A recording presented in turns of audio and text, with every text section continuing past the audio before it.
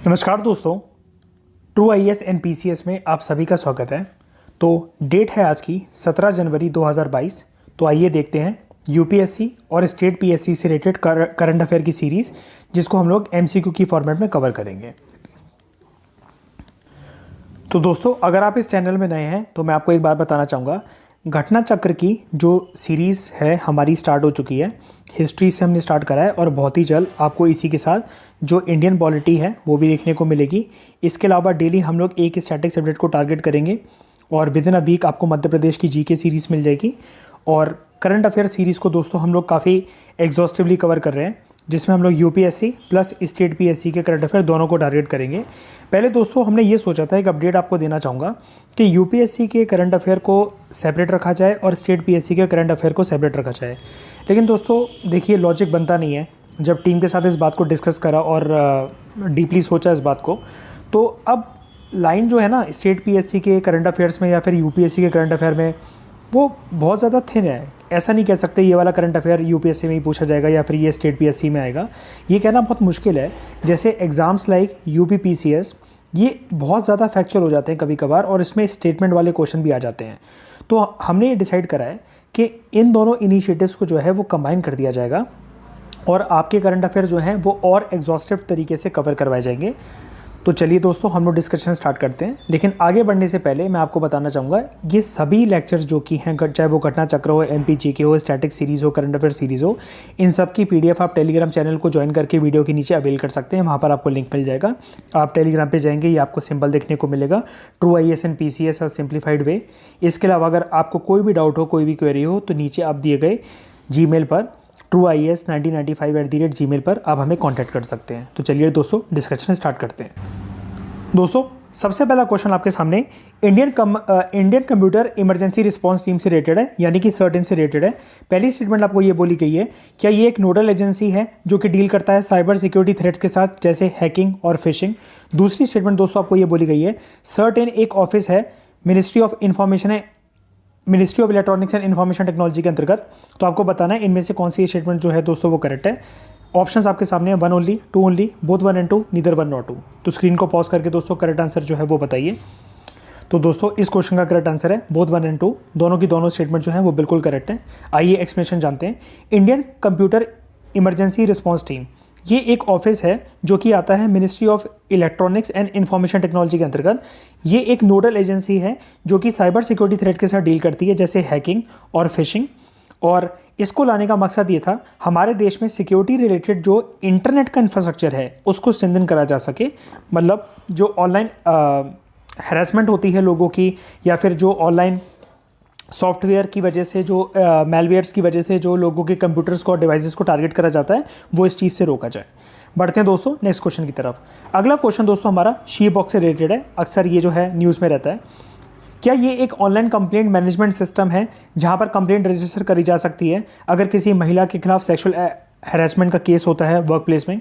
क्या ये एक इनिशिएटिव है नेशनल कमीशन फॉर वुमेन का? आपको बताना है कौन सी स्टेटमेंट करेक्ट है। ऑप्शन आपके सामने 1 only, 2 only, both 1 and 2, neither 1 nor 2। तो दोस्तों इस क्वेश्चन का करेक्ट आंसर है 1 ओनली। यहाँ पर देखिए, ministry of women and child development ने लॉन्च करा था शी बॉक्स को। फुल फॉर्म इसकी सेक्सुअल हैरेसमेंट इलेक्ट्रॉनिक बॉक्स। ये एक एफर्ट है जो कि एक सिंगल विंडो एक्सेस दे देता है हर उस औरत को जिसका वर्क स्टेटस चाहे ऑर्गेनाइज सेक्टर में है, चाहे अनऑर्गेनाइज सेक्टर में है, चाहे वो प्राइवेट इंस्टीट्यूशन में काम करती हैं या फिर पब्लिक इंस्टीट्यूशन में काम करती है। अगर may not God do so, किसी महिला के खिलाफ सेक्सुअल हैरेसमेंट जो होती है और अगर वो कंप्लेंट रजिस्टर करवाना चाहती हैं, तो डायरेक्टली जो है इस पोर्टल पे जाकर रजिस्ट्रेशन जो है कंप्लेंट अपनी करवाई जा सकती है, कंप्लेंट की रजिस्ट्रेशन करवाई जा सकती है। काफ़ी बार दोस्तों होता क्या है कि सेक्सुअल हैरेसमेंट जैसे केसेस में, उससे रिलेटेड केसेस में पुलिस जो है ना वो आनाकानी करती है कंप्लेंट करने में कि जो बात है वो आगे ना बढ़े, जो फैले ना। तो मतलब कहीं जो या तो पुलिस कंप्लेंट रजिस्टर नहीं करती या फिर कहीं जो महिलाएं हैं वो खुद स्टेप बैक कर जाती हैं। लेकिन ये एक पोर्टल है जिससे उनको सामने भी नहीं आना पड़ेगा और उनकी कंप्लेंट जो है रजिस्टर हो जाएगी। वर्क कैसे करेगा एक पोर्टल? यहाँ पर देखिए, कोई भी महिला अपनी कंप्लेंट जो है रजिस्टर करेगी इस पोर्टल पर जाकर। एक बार जब शी बॉक्स पोर्टल पर कंप्लेंट रजिस्टर हो जाएगी तो ऑटोमेटिकली वो जो कंप्लेंट है वो एक कंसर्न अथॉरिटी के पास चली जाएगी, जिसके पास पावर होगी उस मैटर पर देखने का, उस कंप्लेंट पर जो मैटर है उसको सुनने का। ठीक है, तो अगला क्वेश्चन दोस्तों हमारे सामने है मुला पेरियार डैम से रिलेटेड।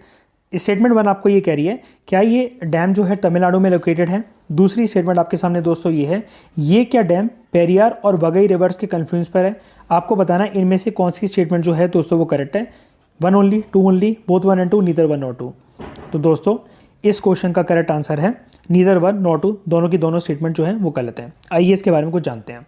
ये जो डैम है दोस्तों वो केरला में लोकेटेड है, ऑपरेट इसको तमिलनाडु के द्वारा करा जाता है। ऐसा क्यों?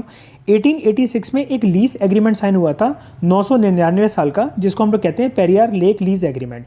महाराजा ऑफ ट्रेवेंकोर और secretary of state for India जो उस टाइम पर थे ब्रिटिशर्स के टाइम पर, उनके बीच एग्रीमेंट साइन हुआ था। किससे रिलेटेड? पेरियार इरिगेशन वर्क से रिलेटेड। ये जो डैम थी दोस्तों उस टाइम पे कंस्ट्रक्ट करी गई थी 1887 और 1895 के टाइम के बीच में, जिसका मकसद ये था जो रिवर वाटर है उसको डायरेक्ट करना बे ऑफ बंगाल की तरफ, ना कि अरेबियन सी की तरफ, ताकि जो मद्रास प्रेसिडेंसी में जो मदुरई रीजन था ना वो काफ़ी सूखा था, उसको पानी पहुंचाया जा सके। ठीक है, ये जो डैम है ये 2 रिवर्स के संगम पर आपको देखने को मिलती है। एक है मुलायर रिवर, दूसरी पेरियार रिवर्स, जो कि केरला के इदुक्की डिस्ट्रिक्ट में पाई जाती है। तो सभी के सभी फैक्ट्स दोस्तों इंपॉर्टेंट थे, इसलिए देखो हम लोग क्वेश्चन भले ही चाहे 10 डिस्कस करते हैं, लेकिन उससे रिलेटेड फैक्ट्स जो होते हैं आपको 30+ एक दिन में देखने को मिल जाते हैं। तो ये इस सीरीज़ का मकसद है, ताकि आपकी एलिमिनेशन स्किल्स भी MCQ से जो है वो इंप्रूव हो जाए और आपको नॉलेज भी अच्छी खासी मिल जाए। देखते हैं दोस्तों अगले क्वेश्चन की तरफ। सॉरी, ई दाखिल पोर्टल एक इनिशिएटिव है food safety and standard authority of India का, यानी फसाई का। दूसरी स्टेटमेंट, ये पोर्टल लॉन्च करा गया था ताकि कंज्यूमर्स की जो जितनी भी समस्याएं हैं उनका ऑनलाइन रिड्रेसल हो सके। आपको बताना है इनमें से कौन सी स्टेटमेंट जो है वो करेक्ट है। 1 only, 2 only, both 1 and 2, neither 1 not 2। तो दोस्तों इस क्वेश्चन का करेक्ट आंसर है 2 ओनली। सेकंड स्टेटमेंट जो है वो करेक्ट है, फर्स्ट जो है वो गलत है। ई दाखिल पोर्टल दोस्तों फसाई के द्वारा नहीं, national consumer dispute redressal commission के द्वारा जो है वो लॉन्च करा गया था, राष्ट्रीय उपभोक्ता विवाद निवारण आयोग के द्वारा 7 सितंबर 2020 को, ताकि कंज्यूमर्स की जो समस्याएं हैं उनको सुना जा सके। ठीक है, उपभोक्ता की शिकायतों को सुना जा सके।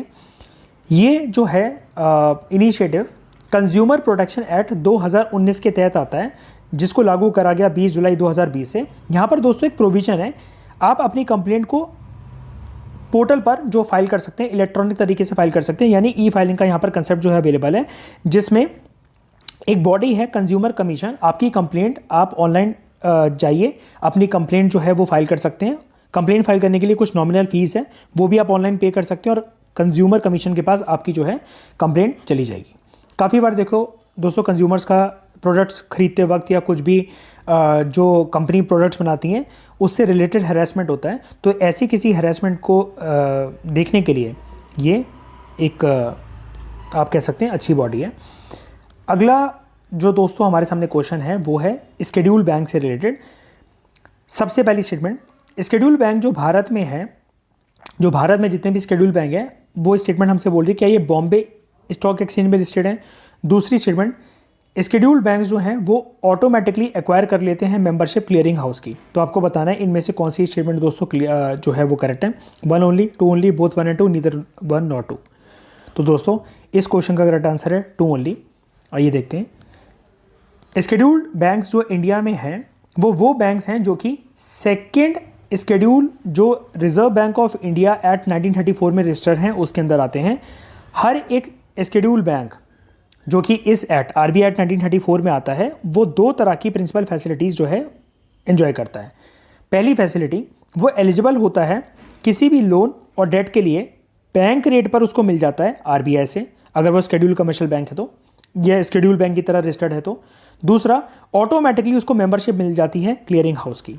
अब दोस्तों यहाँ पर एक फैक्ट आपको मैं बताना चाहूँगा एयरटेल पेमेंट्स बैंक से रिलेटेड। एयरटेल पेमेंट्स बैंक दोस्तों फास्टेस्ट ग्रोइंग डिजिटल बैंक है हमारे कंट्री का, जिसका डेटाबेस जो है 115 मिलियन यूज़र्स का है। तो आपको अगर पूछा जाए स्टेट PSCs में या फिर किसी भी एग्जाम में फैक्चुअल इन्फॉर्मेशन के तौर पे स्टेटमेंट आ जाए कि फास्टेस्ट ग्रोइंग डिजिटल बैंक जो है हमारे कंट्री में कौन सा है, तो आप याद रखिएगा Airtel payment bank is answer. बढ़ते हैं नेक्स्ट क्वेश्चन की तरफ। अगला क्वेश्चन दोस्तों मैक के बारे में। मैक की फुल फॉर्म है मल्टी एजेंसी सेंटर। इसके बारे में कुछ स्टेटमेंट कंसिडर करिए। ये एक कॉमन काउंटर टेररिज्म ग्रिड है क्या, जो कि इंटेलिजेंस ब्यूरो के अंतर्गत ऑपरेट करता है। 2008 से ऑपरेट कर रहा है, जब से मुंबई के हमले जो हुए थे।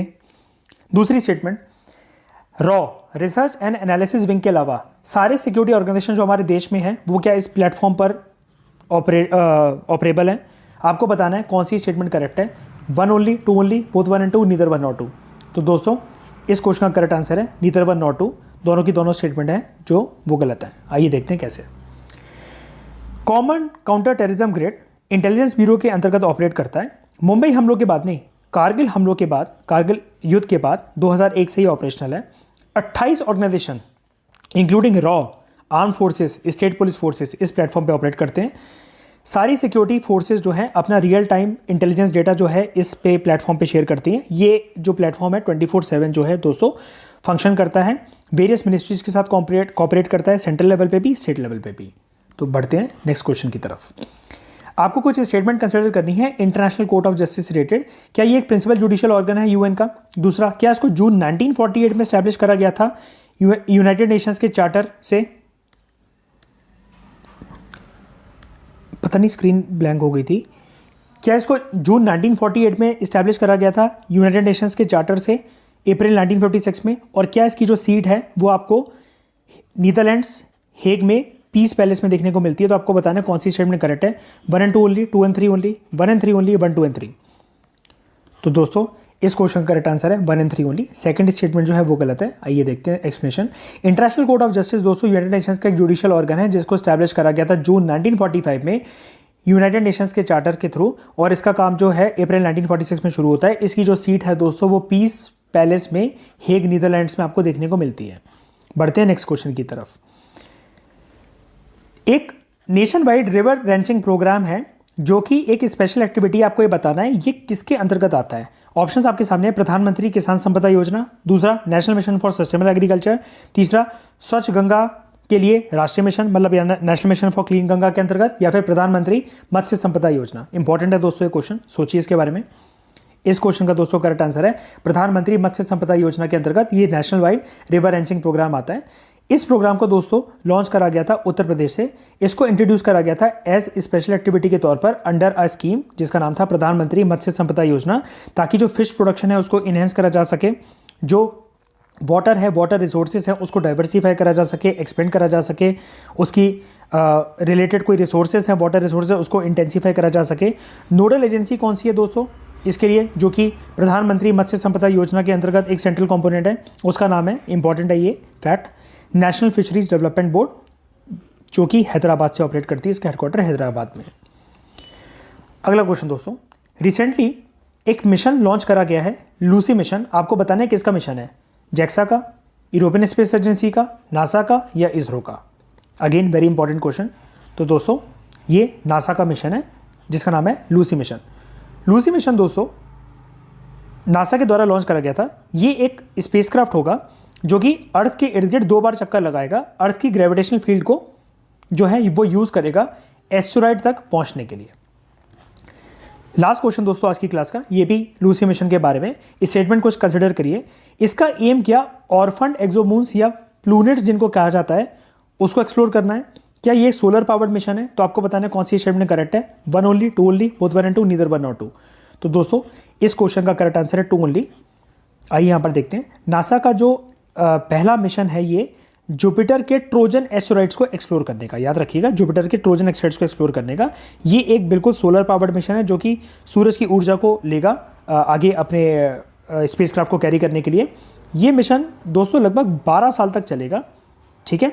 और यहाँ पर जो स्पेसक्राफ्ट है 8 एस्टेरॉइड्स के चक्कर लगाएगा और डिस्टेंस कवर करेगा 6.3 बिलियन किलोमीटर का, ताकि जो यंग सोलर सिस्टम है, अब यहाँ पर यंग सोलर सिस्टम इसको क्या क्यों कहा गया है दोस्तों, सोलर सिस्टम जो है ना इसके बारे में इतने राज हैं कि अभी तक हम लोग ऐसा मानते हैं कि 0.1% राज भी अभी तक हमें इसके बारे में पता नहीं लगे हैं।